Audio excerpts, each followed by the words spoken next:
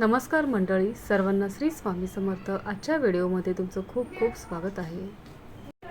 अधिक मास म्हणजे अतिशय पुण्यदायी, पवित्र आणि भक्तींचा महिना। या महिन्यामध्ये केलेली पूजा अर्चा, जप, दान आणि दिव्याची सेवा केल्याने अनेक पटीने फळ देते असे मानले जाते।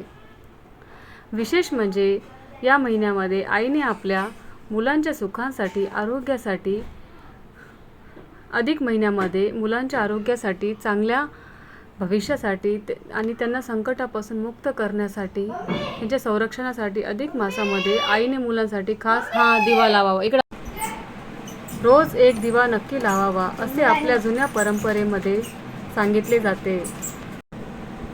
रोज एक दिवा नक्की लावावा असे आपल्या जुन्या परंपरेमध्ये सांगितले जाते। आजच्या व्हिडिओमध्ये आज आपण जाणून घेणार आहोत की अधिक मासामध्ये आईने आपल्या मुलांसाठी दिवा कसा लावावा, त्यांच्या संरक्षणासाठी कोणता दिवा लावावा, कोणत्या वेळी लावावा, दिवा लावताना कोणता मंत्र बोलावा आणि याचे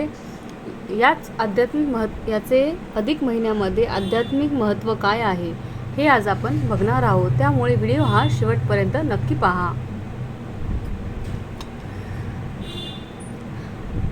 तर मैत्रिणींनो, व्हिडिओला सुरुवात करते। ज्या घरामध्ये प्रत्येक आई रोज आपल्या मुलांसाठी रोज श्रद्धेने दिवा लावते त्या घरावर देवी देवतांची कृपा असते। कारण काय होतं की अधिक महिन्यामध्ये आपण तसं तर रोजच लावला पाहिजे। अधिक मासामध्ये लावलेला दिवा हा मुलांच्या आयुष्यामध्ये सुख समृद्धी, सुख शांती लाभते आणि सुख शांती आणि प्रगती घेऊन येते असे मानले जाते। अधिक मासामध्ये दिवा का लावावा?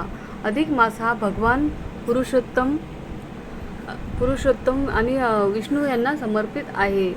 त्यामुळे अधिक महिना हा 33 पटीने वाढला जातो। या महिन्यामध्ये केलेली छोटीशी सेवा देखील खूप मोठे पुण्य फलदायी देते। जर प्रत्येक आई आपल्या मुलांसाठी मनापासून, आपल्या लेकरांसाठी हा दिवा लावते तर त्या मुलांवर एक संरक्षण कवच निर्माण होतो। त्यांच्या आयुष्यातील संकटे हे कमी होतात।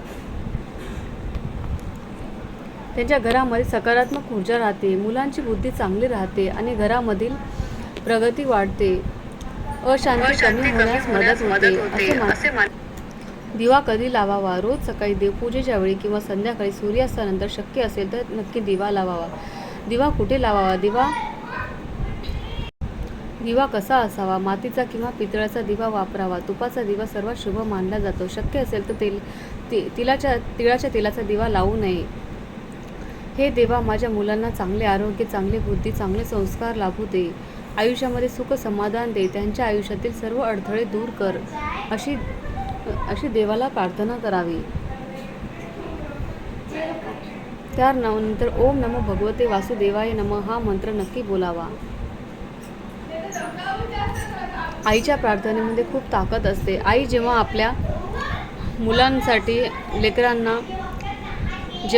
आपल्या लेकरांसाठी देवासमोर दिवा लावते ना, तेव्हा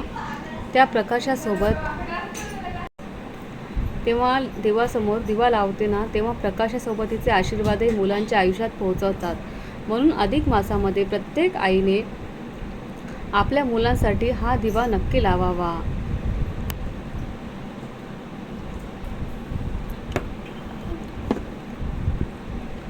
तर मंडळी, श्रद्धा आणि विश्वासाने केलेली छोटीशी सेवा देखील हे देवापर्यंत पोहोचते।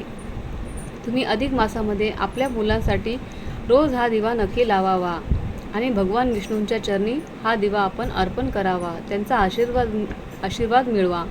व्हिडिओ आवडला असेल तर व्हिडिओला लाईक करा, शेअर करा आणि सबस्क्राईब करा। माझे व्हिडिओ तुम्हाला पाहायला आवडत असतील तर माझ्या चॅनलला नक्की लाईक करा। व्हिडिओ शेवटपर्यंत पाहिल्याबद्दल अगदी मनापासून धन्यवाद।